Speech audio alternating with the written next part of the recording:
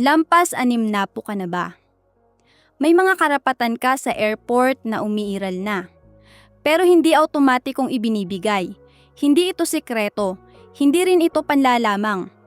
Pero kapag hindi mo alam kung kailan at paano gamitin, tahimik lang silang dumadaan. At ikaw ang napapagod. Sa video na ito, pag-uusapan natin ang 10 airport rights ng seniors. Mula sa pag-book ng ticket, pag-request ng assistance, hanggang sa mga sitwasyon sa gate at kapag may delay. At sa dulo, may isang bonus right na madalas nakakalimutan pero kayang baguhin ang buong boarding experience mo. Ako si Ate Clara. Nandito ako para gabayan ka, parang anak, parang pamangkin, na gustong siguraduhin na ang biyahe mo ay maayos, kalmado at may dignidad. Kung lampas 60 ka na o may mahal ka sa buhay na senior traveler, ang impormasyong ito ay para sa inyo. At bago tayo magsimula, kung naniniwala kang ang mga senior ay dapat may malinaw na kaalaman sa airport, mag-like ka at mag-subscribe. Hindi lang ito tungkol sa video na ito. Ito ay para sa komunidad natin, para sa mga tulad natin na gustong bumiyahe ng may kumpiyansa at kaalaman. Dahil kapag alam mo ang karapatan mo, hindi ka nakikiusap. Ginagamit mo lang ang para talaga sa'yo. Handa ka na ba? Kapag sinabi mong oo, sisimulan natin ang unang karapatan. Isa, senior airfare discounts na hindi laging lumalabas online. Bago ka pa pumunta sa airport, dito pa lang nagsisimula ang unang karapatan mo. Kapag nag-book ka online, karaniwan ay standard fares lang ang nakikita mo. Walang nagtatanong ng edad mo, walang kusang nag-a-adjust ng presyo. At dito ka dapat maging maingat, may ilang airlines na may senior fares. Kadalasan para sa 60 plus o 65 plus. Hindi lahat ng ruta, hindi lahat ng airline, pero umiiral ito at minsan, hindi ito agad lumalabas sa unang search. Kaya bago mo pindutin ang Pay Now, huminto ka muna sandali. Una, bisitahin ang official website ng airline. Hanapin ang senior o age-based fare. Minsan nasa advanced search ito. Ikalawa, kung hindi malinaw online, tumawag. Isang tanong lang ang kailangan. May senior pricing po ba para sa flight na ito? Ikatlo, siguraduhin tama ang date of birth na inilalagay mo. Sa ilang system, doon lang nag-a-activate ang tamang fare. Linawin natin, hindi lahat ng airline may senior discount. Hindi rin ito laging mas mura kaysa promo. Minsan maliit lang ang diferensya, minsan wala. Pero ang mahalaga, may karapatan kang magtanong bago ka magbayad ng buong presyo. Hindi ito pakikiusap, hindi ito panlalamang. Isa itong published fare category sa ilang airlines. Sa edad na ito, mas mahalaga ang tamang desisyon kaysa mabilis na pag-click. At tandaan mo ito, ang pinakamurang ticket ay hindi laging unang lumalabas sa screen. Minsan isang mahinahong tanong lang, ang pagitan ng regular fare at mas angkop na presyo para sa'yo. Handa ka na ba sa susunod na karapatan? 2. Libreng wheelchair or mobility assistance. I request bago ang flight. Kapag lampas 60 ka na, mahahabang lakaran sa airport ay hindi na biro. Mahahabang terminal, multiple connections, gate na malayo sa check-in. At dito pumapasok ang ikalawang karapatan mo. May karapatan kang humingi ng libreng wheelchair assistance o electric cart service sa loob ng airport. Hindi mo kailangang may kapansanan. Hindi mo kailangang magpaliwanag ng sakit. Kung nahihirapan ka sa mahabang lakaran, sapat na iyon. Linawin natin, hindi ito automatic. Kailangan mo itong i-request. Mas maigi kung gagawin mo ito bago ang flight. Una, habang nagbubook ka ng ticket, hanapin ang special assistance o mobility support. Ikalawa, kung tapos ka na mag-book, tumawag sa airline. Mas maigi 48 oras bago ang biyahe.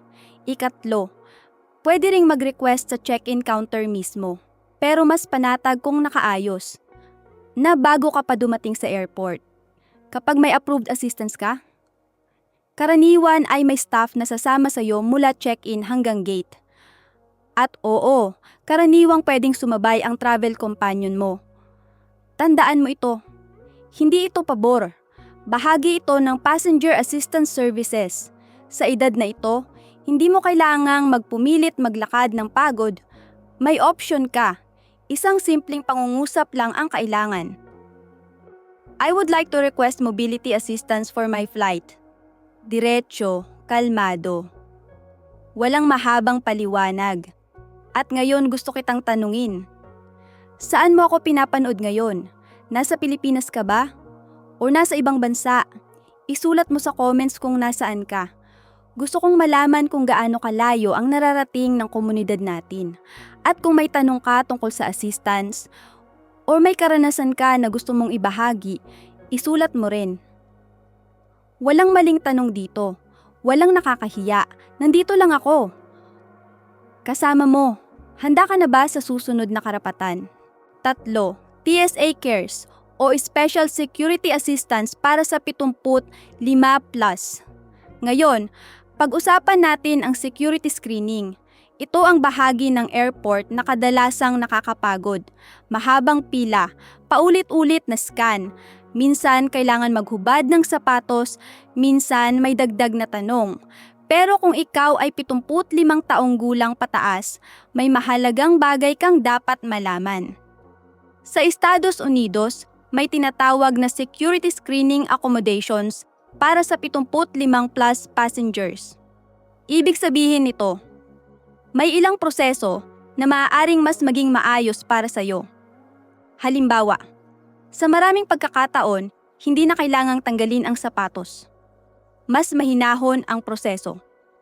At kung may alarm ang scanner, may opsyon na ulitin ang scan bago dumiretso sa mas invasive na inspection. May isa pang serbisyo na halos hindi ginagamit. Ito ay ang TSA Cares. Kapag may medical condition ka, mobility concern, o simpleng kaba sa security process, maaari kang tumawag sa TSA Cares 72 oras bago ang flight. May nakatalagang officer na tutulong sa iyo sa mismong araw ng biyahe. Hindi ito express lane, hindi ito VIP pass. Isa itong assistance program para maging mas malinaw at mas kalmado ang proseso. Linawin natin, hindi ito para sa lahat ng bansa. Particular ito sa US airports sa ilalim ng Transportation Security Administration. Kaya kung sa Amerika ang flight mo, mahalagang alam mo ito. Paano mo ito gagamitin? Una, kung 75+ ka, banggitin ng maaga ang edad mo sa officer kung kinakailangan. Ikalawa, kung may medical equipment o espesyal na kondisyon, i-declare ito bago pa magsimula ang screening. Ikatlo, kung nais mo ng private screening, maaari mo itong hilingin. May karapatan kang humaling nito. Isang mahinahong pangungusap lang ang kailangan. I'm 75 years old and I would appreciate screening assistance. Diretso, kalmado. Walang drama. At tandaan mo, ang layunin nito ay hindi para pabilisin ang pila, kundi para maging mas maayos at mas malinaw ang proseso para sa'yo. Sa edad na ito, hindi na bilis ang pinakamahalaga, kalinawan at dignidad ang mas mahalaga. Kung sakaling hindi US ang flight mo, maaari pa ring may assistance policies ang airport o airline. Magandang magtanong ng maaga. At dito mo makikita ang pagkakaiba ng tahimik na pasahero at informed traveler. Kapag alam mo ang option mo, mas kampante ka, mas steady ang hakbang mo. Handa ka na ba sa susunod na karapatan? 4. Senior Extra Baggage Allowance. Depende sa airline policy. Ngayon, pag-usapan natin ang bagayeng dala mo. Maraming senior ang nagbabayad ng extra baggage fee. Kahit minsan hindi naman dapat. Hindi dahil mali ang timbang. Hindi dahil sobra ang dala. Kundi dahil hindi nila alam na may ilang airlines na may senior baggage considerations.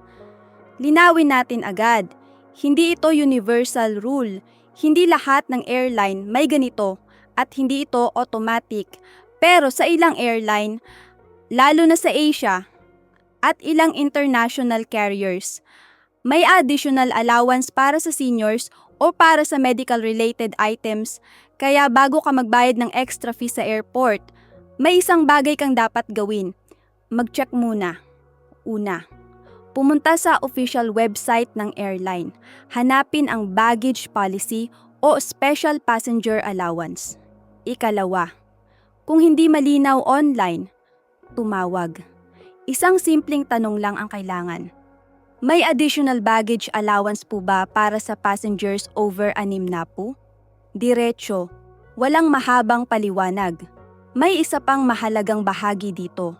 Ang medical equipment tulad ng CPAP machine, walker, cane o portable oxygen, karaniwang hindi binibilang bilang regular baggage. Ibig sabihin, hindi ito dapat singilin bilang extra bag, pero kailangan mo pa ring i-declare ng maayos. Sa edad na ito, mas marami kang kailangang dalhin. Gamot, medical devices, mga personal na gamit na mahalaga sa'yo. Hindi mo kailangang ikahiya iyon. Ang mahalaga ay alam mo kung alin ang bahagi ng regular allowance at alin ang sakop ng medical exemption. At tandaan mo ito, kapag tahimik ka at agad nagbayad, tapos na ang usapan. Kapag nagtanong ka ng maayos, apagising doon nagsisimula ang malinaw na sagot. Hindi lahat ng tanong ay magre-resulta sa dagdag na kilo, pero bawat mahinahong tanong ay nagbibigay sa iyo ng kumpiyansa. Sa airport, ang malinaw na impormasyon ay kasing halaga ng boarding pass. Handa ka na ba sa susunod na karapatan? 5. Medical equipment at prescription medications. Hindi binibilang sa baggage. Ngayon, pag-usapan natin ang gamot at medical equipment. Ito ang bahagi na madalas nagiging sanhi ng kaba sa security. May dala kang maintenance medicine, may insulin ka, may CPAP machine, may portable oxygen. At minsan iniisip mo, baka bawal, baka singilin, baka kunin, huminga ka muna. Kapag ang dala mo ay medically necessary items, hindi ito dapat singilin bilang regular baggage. Hindi ito kasama sa carry-on limit. Hindi ito dapat ituring na extra bag. Pero may mahalagang kondisyon. Kailangan itong maihanda ng tama. Una, dalhin ang gamot sa original pharmacy containers kung maari. Mas malinaw ang label. Mas iwas aberya. Ikalawa, kung may reseta ka o doctor's letter, magdala ng printed copy.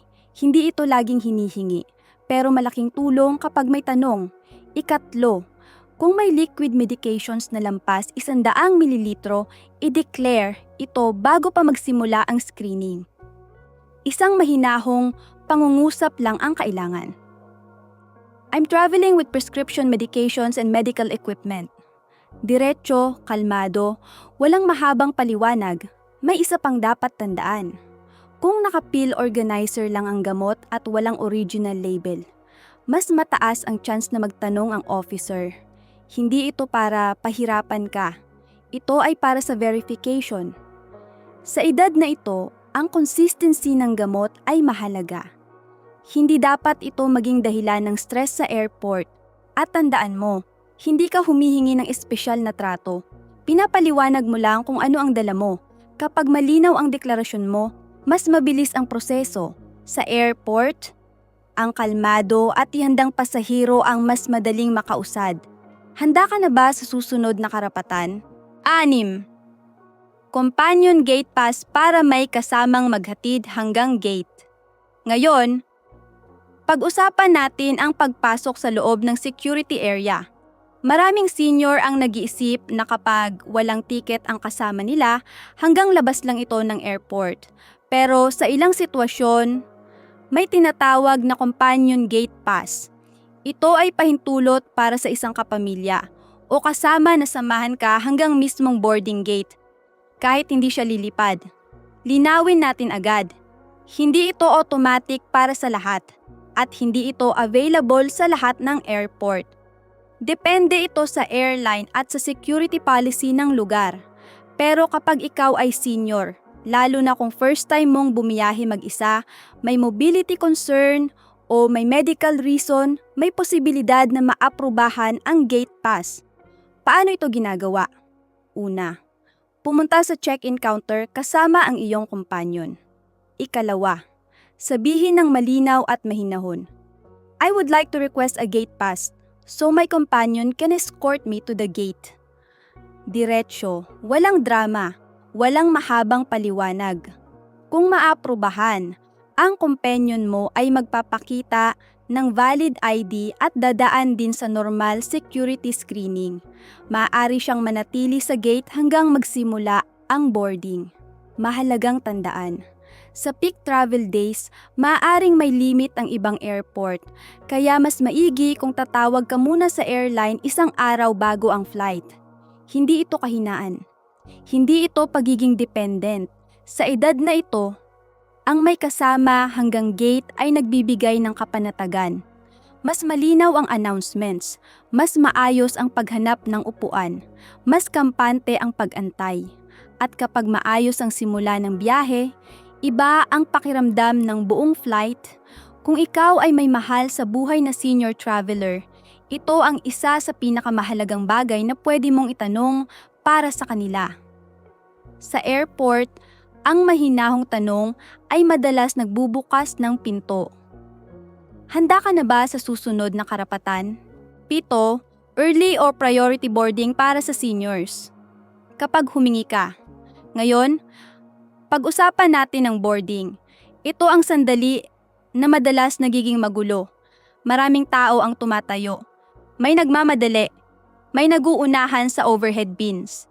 At kung lampas 6 na po ka na, hindi mo kailangang sumabay sa bilis ng lahat. May isang bagay kang dapat malaman. Sa maraming airlines, maaari kang humiling ng early o priority boarding lalo na kung kailangan mo ng dagdag na oras para makaupo ng maayos at mailagay ang gamit mo. Linawin natin, hindi ito automatic para sa lahat ng 60+ at hindi rin ito garantisado sa bawat airline. Pero sa maraming sitwasyon, kapag mahinahon kang nagtanong, mataas ang posibilidad na ma-accommodate ka. Hindi ito tungkol sa pagiging espesyal, ito ay tungkol sa comfort at safety. Kapag nakapasok ka ng mas maaga, hindi ka nagmamadali, hindi ka nakikipagsiksikan, may sapat kang oras para ayusin ang bag mo, at mas kampante kang makakaupo. Paano ito gawin? Pwede mong itanong sa check-in counter. Pwede rin sa mismong gate bago magsimula ang boarding. Isang mahinahong pangungusap lang ang kailangan. I'm over 60 and I would appreciate early boarding to settle in comfortably. Diretso, kalmado. Walang demand sa tono. Kung may mobility assistance request ka. Kadalasan kasama ka na sa pre-boarding group. Pero kahit wala, maaari ka pa ring magtanong. Tandaan mo ito. Ang tono ang mahalaga. Kapag magalang at malinaw ang pakiusap, mas madali kang tulungan. Sa edad na ito, ang ilang minutong maagang pagpasok sa eroplano ay malaking ginhawa sa buong biyahe. At tandaan mo rin, kung sakaling hindi maaprubahan, wala kang nawala. Nagtanong ka lang ng maayos. Sa airport, ang kalmado at may respeto ang madalas napapansin. At kapag maayos ang boarding mo, mas tahimik ang simula ng flight. Mas steady ang paghinga. Mas relaxed ang katawan. Handa ka na ba sa susunod na karapatan? 8. 30-minute window sa gate para magtanong ng mas komportableng upuan. Ngayon, nasa gate ka na, may boarding pass ka na, may assigned seat ka na, at minsan, hindi iyon ang pinakakomportableng upuan. Middle seat, pinakalikod na row, walang sapat na legroom. May isang bagay kang dapat malaman. May mga pagkakataon bago magsimula ang boarding na nagbabago ang seating chart. May pasaherong hindi sumipot, may nag-cancel, may na-miss ang connection.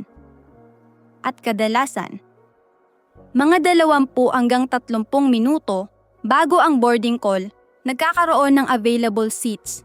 Hindi ito garantisado. Hindi ito opisyal na karapatan na nakasulat sa policy. Ito ay discretion ng gate agent. Pero bilang senior traveler, Kapag mahinahon at magalang kang nagtanong, madalas kang pinapakinggan. Hindi ito upgrade na may bayad. Hindi ito premium transfer. Ito ay simpleng paglipat kung may bakante. Ang mahalaga, timing at tono. Huwag agad lumapit pagdating sa gate. Hintayin mong malapit na ang boarding, mga 30 minuto bago magsimula. Pagkatapos, lumapit ng mahinahon. Isang maikling pangungusap lang ang kailangan. I'm a senior traveler. If there are any available aisle or extra legroom seats, I would appreciate being considered. Diretso, kalmado, walang entitlement. Kapag may available at kaya ng system, maaari kang ilipat. Kapag wala, magpapasalamat ka pa rin. Sa edad na ito, ang aisle seat ay malaking ginhawa, mas madaling tumayo, mas madaling maglakad papunta sa restroom, mas komportable ang tuhod at likod. At minsan, isang mahinahong tanong lang ang pagitan ng middle seat at mas maayos na upuan. Tandaan mo ito, ang gate agent ay may limitasyon.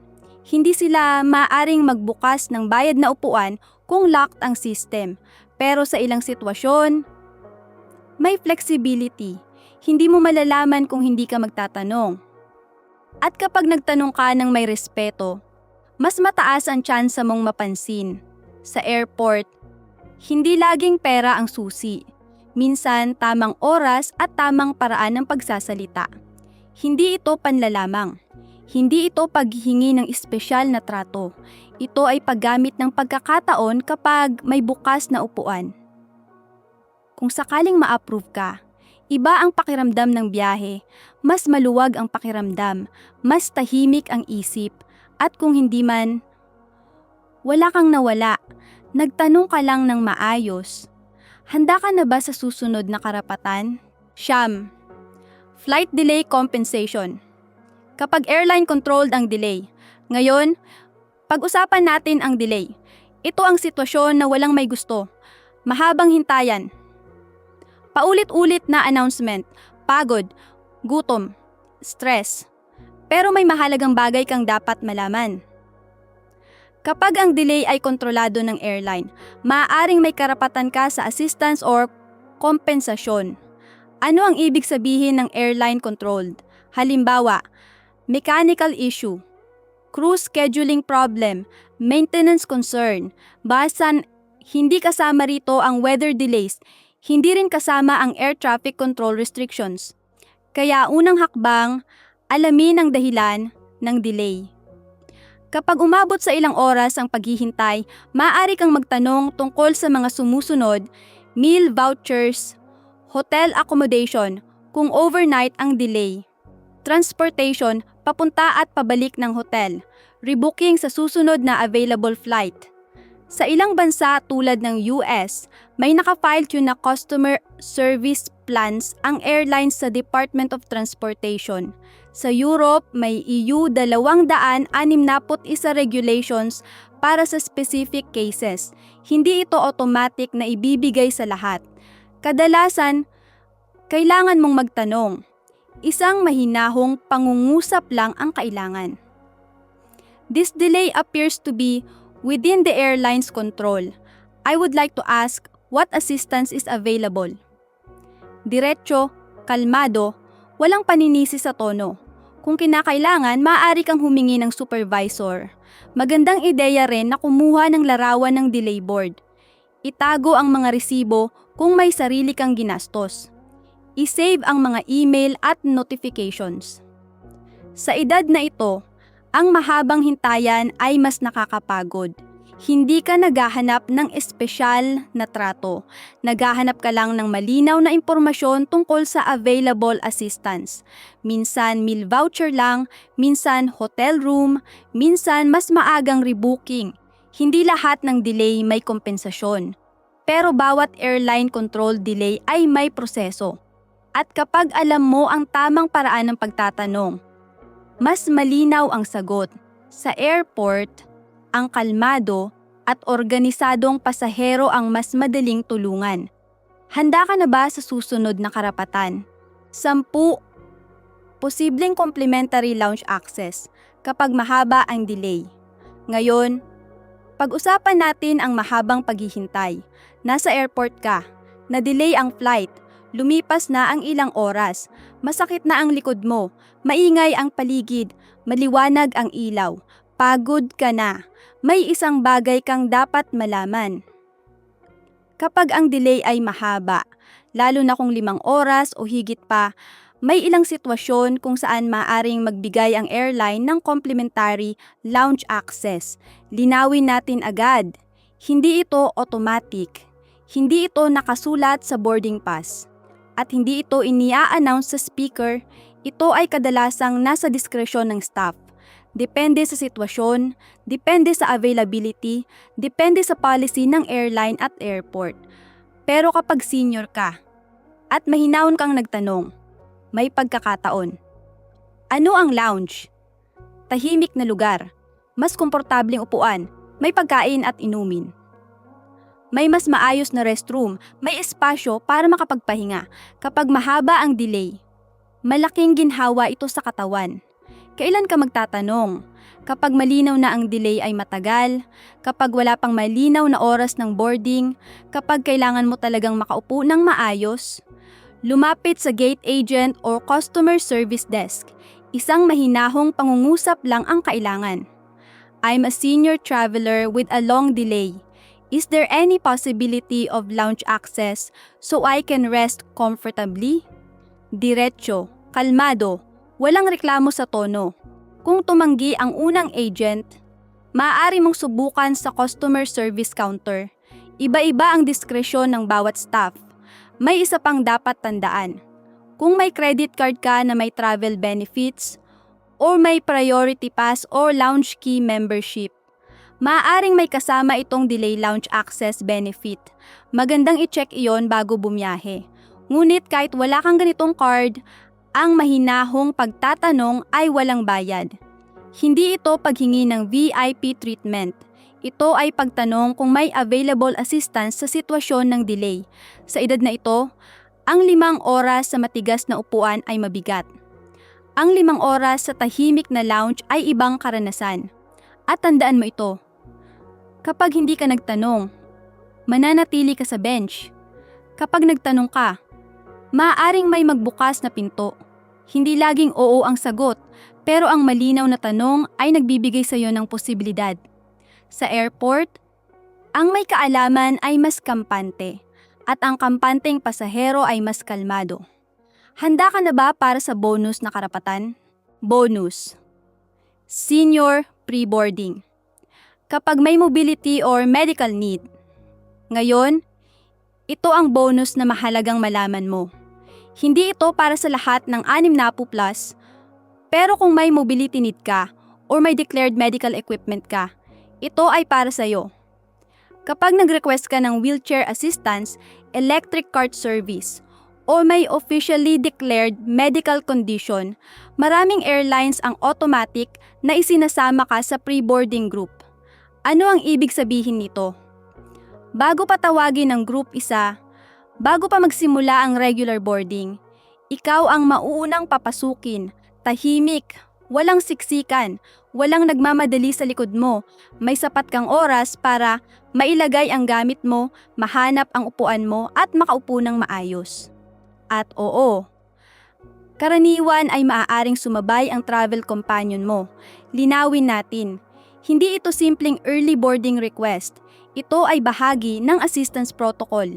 Ibig sabihin, kapag may approved mobility o medical assistance ka, kasama ka na sa unang grupo na pinapapasok. Hindi ito pabor. Hindi ito espesyal na trato. Ito ay safety at accessibility procedure. Sa edad na ito, ang pagpasok ng hindi nagmamadali ay malaking ginhawa sa katawan. Mas steady ang paglakad, mas malinaw ang paglalagay ng bag, mas kampante ang pag-upo. Paano mo ito masisiguro? Una, siguraduhing naka-request ang assistance bago ang flight. Mas maigi kung 48 oras bago ang biyahe. Ikalawa, pagdating sa gate, kumpirmahin sa staff na nakatag ka para sa assistance. Isang simpleng pangungusap lang ang kailangan. I have an approved mobility assistance request. diretso, kalmado, walang mahabang paliwanag. Kapag tinawag ang pre-boarding, makikita mong kabilang ka sa unang papasok. At tandaan mo ito, kung may medical device ka tulad ng CPAP o mobility aid, ito rin ay bahagi ng dahilan kung bakit may pre-boarding ka. Hindi mo kailangang ipaliwanag ang buong medical history mo. Sapat na ang malinaw na declaration. Sa airport, ang assistance ay hindi kahinaan. Ito ay sistema para maging ligtas at maayos ang biyahe mo. Maraming senior ang hindi alam ito, kaya tahimik silang naghihintay sa regular boarding line. Pero kapag alam mo, iba ang pakiramdam ng pagpasok sa eroplano. Mas kalmado, mas dignified, mas kontrolado ang simula ng flight mo. At ngayon, handa ka na ba para sa huling mensahe natin sa video? Ngayon, huminga tayo sandali. Kung napansin mo, wala tayong pinag-usapang sikreto. Wala tayong hinukay na butas sa sistema. Pinag-usapan lang natin ang mga karapatan na matagal nang umiiral. Kapag lampas 6 na po ka na, hindi ka na basta pasahero. Isa kang biyahirong may karanasan, may dignidad, may karapatan. Hindi ka entitled, hindi ka nakikiusap, hindi ka nakikipag-away. Nagtatanong ka lang ng malinaw. Gumagamit ka lang ng para talaga sa'yo. At tandaan mo ito, sa airport, ang tahimik ay napapagod, ang may kaalaman ay kampante. Kung may natutunan ka ngayon, i-like mo ang video na ito. Hindi lang para sa algorithm, para malaman kung kasama kita sa komunidad natin. Mag-subscribe ka rin, dahil bawat video natin ay para sa mga senior na gustong bumiyahe ng may kumpiyansa. At pakiusap ko, i-share mo ito sa magulang mo, sa tita mo, sa kapitbahay mong mag-isa lang bumiyahe minsan. Ang kaalamang hindi ipinapasa, nawawala. Isulat mo rin sa comments kung saan ka nanonood ngayon. Anong bansa, anong airport ang madalas mong gamitin? At kung may tanong ka, kahit maliit lang, isulat mo. Walang nakakahiya dito. Nandito lang ako si Ate Clara. At gaya ng lagi kong sinasabi, travel informed, travel with dignity.